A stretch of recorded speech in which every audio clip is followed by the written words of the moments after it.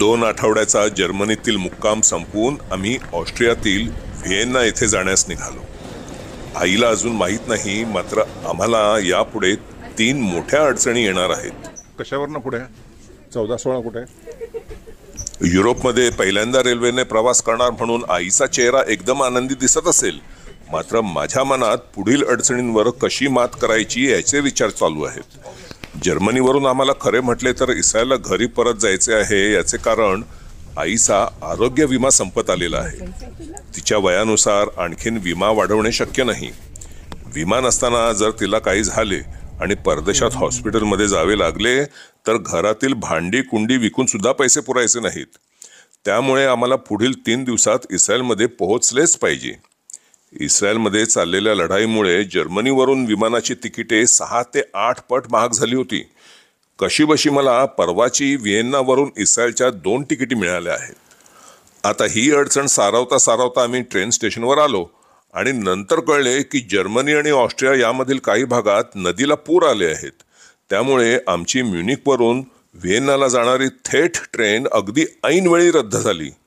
आता आम्हाला मध्ये साल्सबर्ग येथे उतरून 8 मिनिटांच्या अंतराने दुसरी ट्रेन घ्यावी लागेल. मात्र 8 मिनिटांमध्ये आईला आणि बॅगा घेऊन मी कुठे धावपळ करत फलाट बदलणार आणि परत नेमका डबा शोधणार आणि ही ट्रेन तिथे उशिरा पोहोचली तर?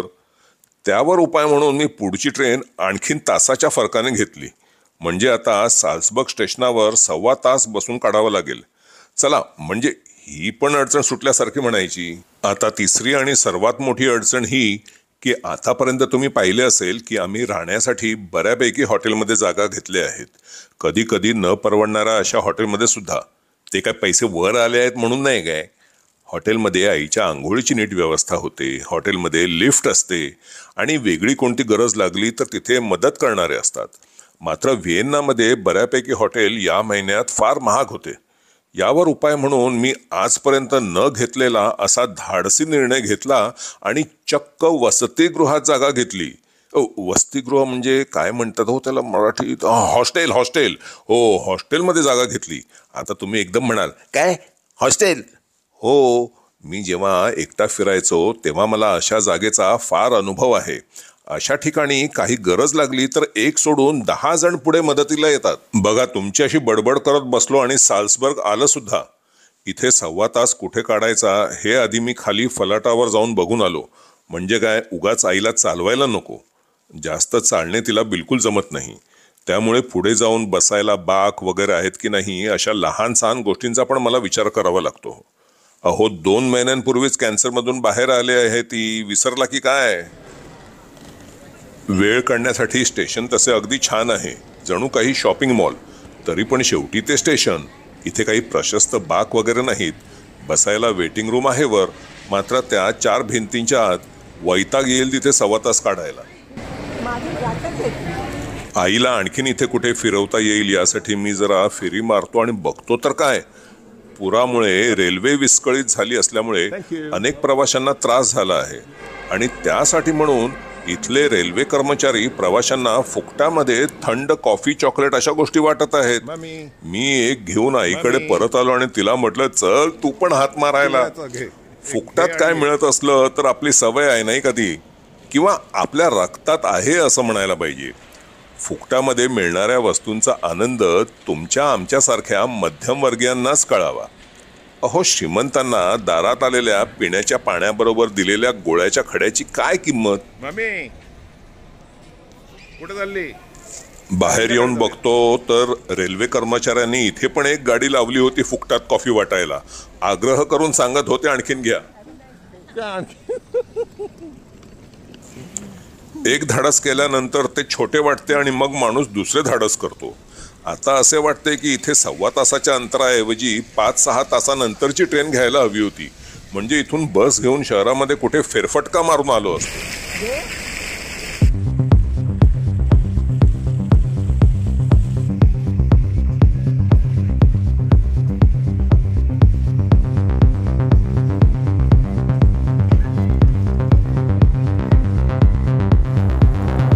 अरे, नेमकं हिच्याकडूनच घ्यायचं राहिलं. कशी गोड सांगत आहे. डावं देऊ का उजवं देऊ? मी अर्ध्या तासात इथल्या 4 कॉफ्या प्यालो. बूच बसेल म्हणून आणखीन घेतलं नाही, नाहीतर त्या चारीच्या चारी कॉफ्या हिच्याकडूनच घेतल्या असत्या. डाव देऊ कौजव देऊ, डाव देऊ कौजव देऊ, डाव देऊ कौजव देऊ, डाव देऊ कौजव देऊ.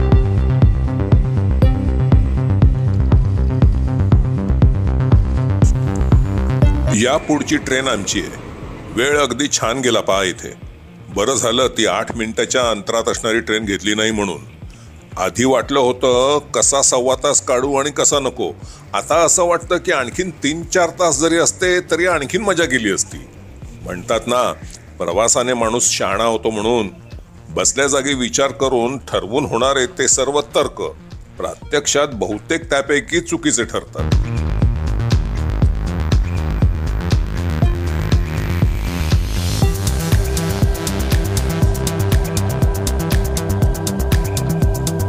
सौंदर्य कोणत्याही देशाचे म्हणा, रेल्वे अथवा बसमधून प्रवास करताना त्याची मजाच काही और.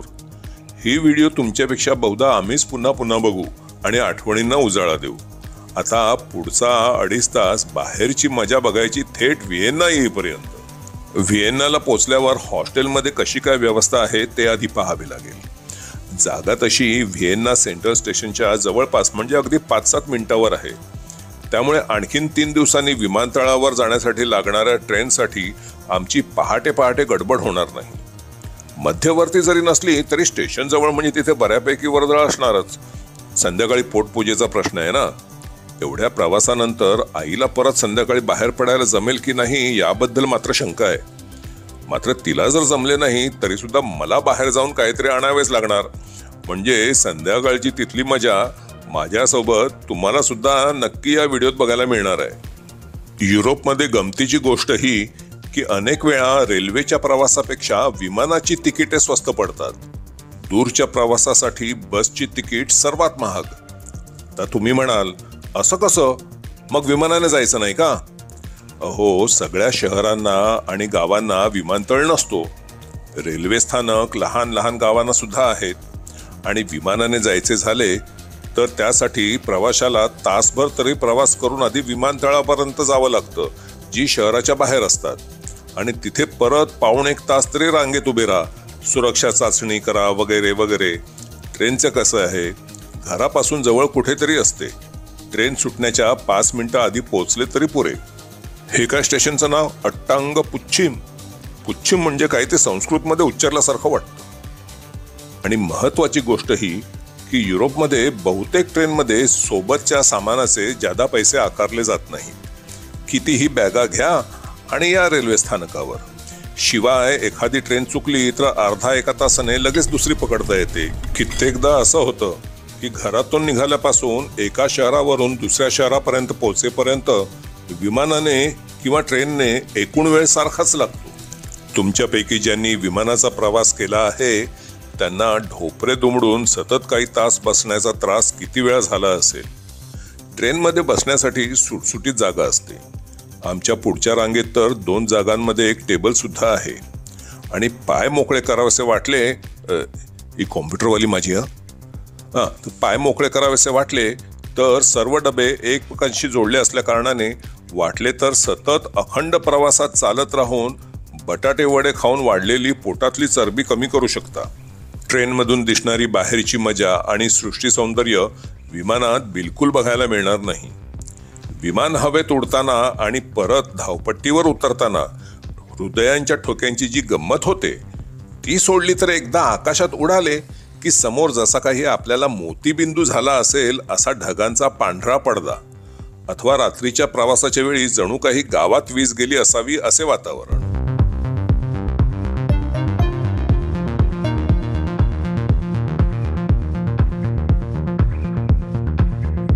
ए शामू, लालबागची चिमणी.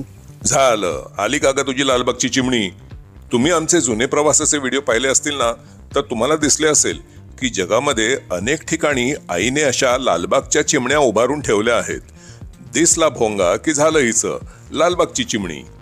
जणू काही जगामध्ये एकाच ठिकाणी गिरणीचा भोंगा बांधला गेला होता आणि तो म्हणजे लालबागमध्ये.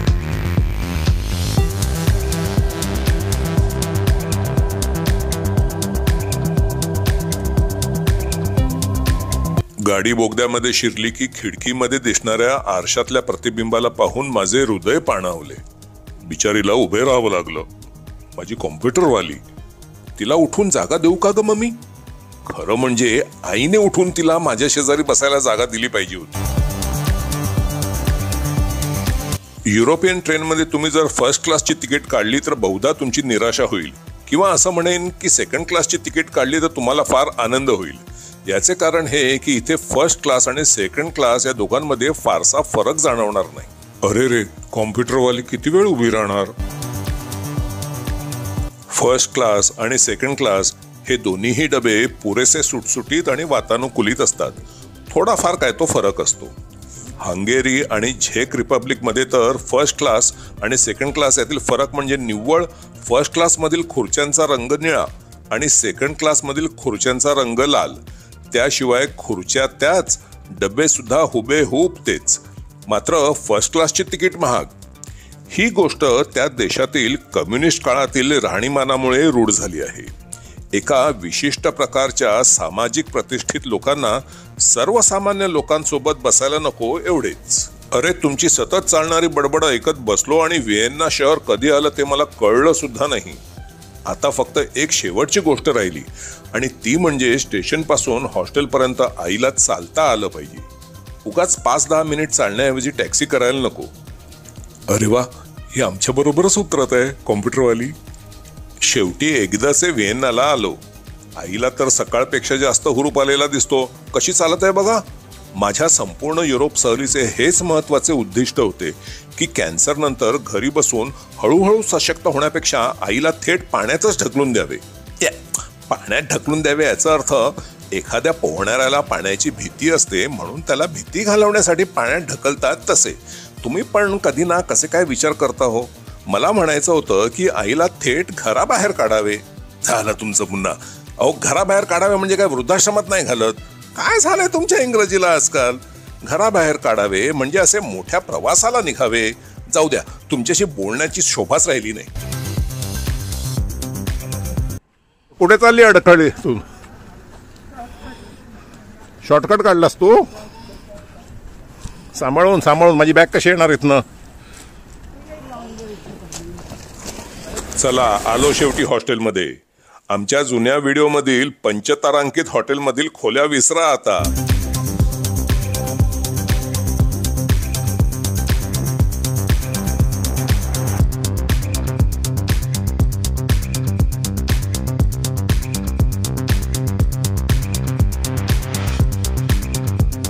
बघ मम्मी, कशी व्यवस्था केली बिछाण्यांची. नाही, हे दोन्ही एकत्र पाहिजे. तू इकडे, मी कुठे? तू इकडे. अगं, तो किती लहान बिछाना आहे तो, माहितीये? लहान मुलांचा आहे तो. मी तिकडे काय? हा? आणि स्वतःला हे 2 पलंग एकत्र करून मुलाला काय? छोटा बेड. छोटा बेड. सामान पटकन उकरून वगैरे आम्ही निघालो फिरायला. पाठ टेकली तर संपलं सगळं. लाईट लाव ना जरा. हे कर.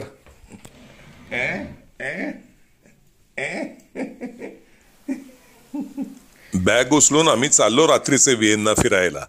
या हॉस्टेलमधील आम्ही सर्वात स्वस्तातली जागा म्हणजे मिक्स डॉर्मेटरी घेतली होती.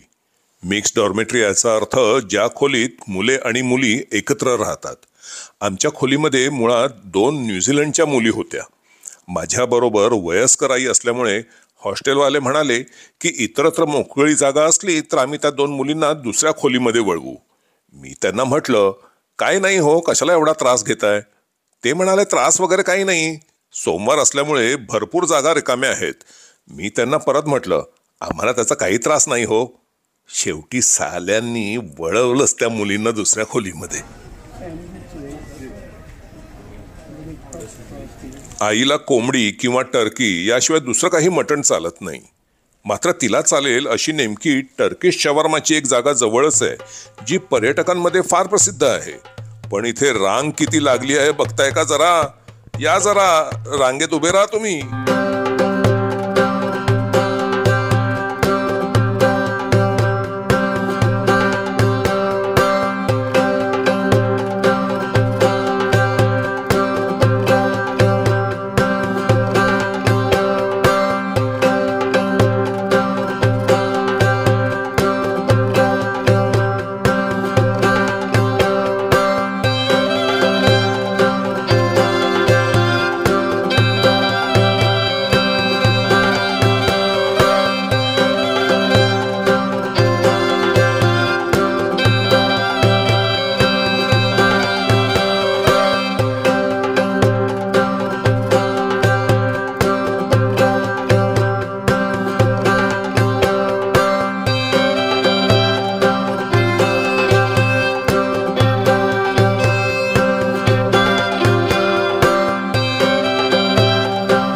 झाली भूक झाली पूर्ण. चल दुसरीकडे कुठेतरी थंड हवेच्या ठिकाणी नेतो तुला. Do I dream again? For now I find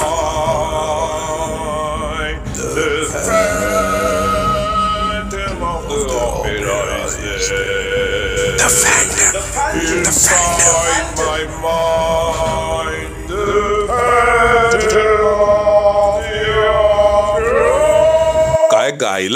काय गायलंय म्हणून सांगू की दुकानं सुद्धा बंद पडली. आता मात्र आईला दिवसभरचा थकवा जाणवायला लागला. तिच्यासाठी काहीतरी लवकरात लवकर सोय करायला हवी. सकाळपासून बाहेर आहोत आम्ही.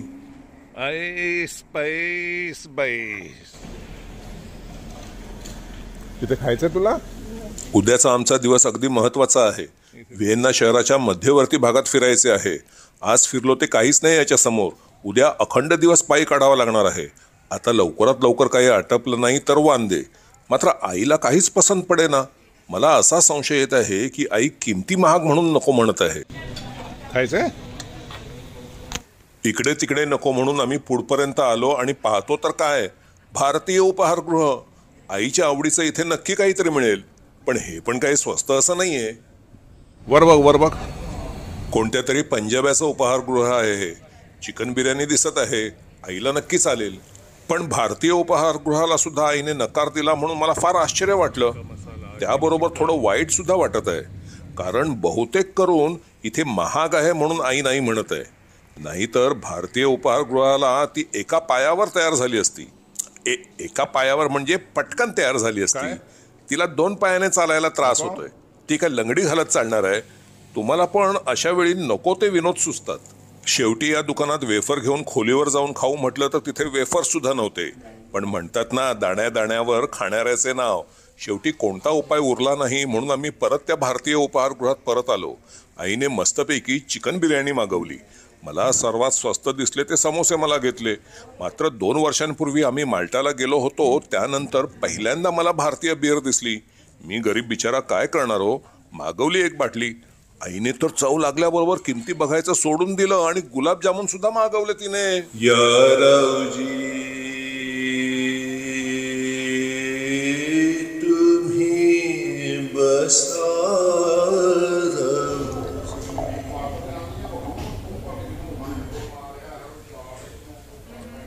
यारावजी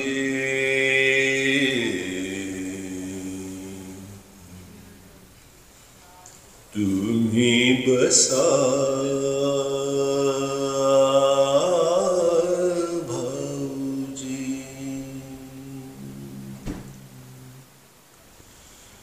यारावजी खावे लागणार तुला. बांधून तुम्ही बसा भाऊजी. यारावजी तुम्ही बसा भाऊजी. यारावजी तुम्ही बसा भाऊजी. कशी मी राखू तुमची मेहरजी. बसा ना भाऊजी, बसा ना. त्या बोलल्या ना भाऊजी, बसा.